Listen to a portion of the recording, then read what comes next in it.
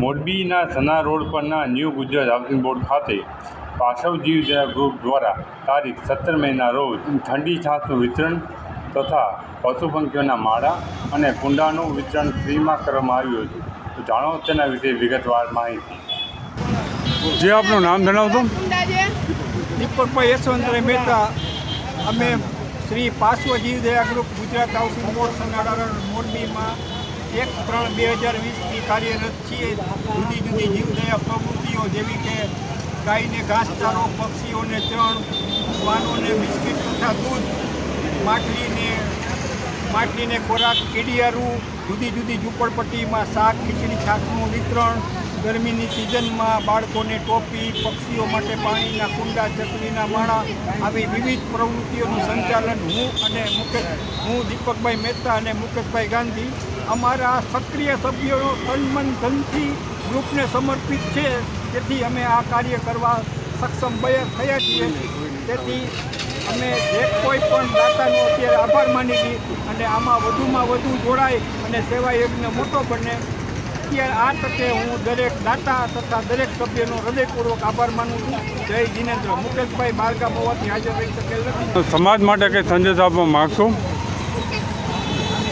કોઈ પણ વ્યક્તિ એકલો કોઈ કરી શકતો નથી. જે કોઈને ભાવના હોય તો ગલી વાઇઝ, ગ્રુપ વાઇઝ નાની એક પ્રવૃત્તિ કરીને કરે તો પણ ઘણી જીવદયા થાય અને ઘણું પુણ્ય કમાઈ શકે અને ઘણી સુખ સાકારું જીવી શકે.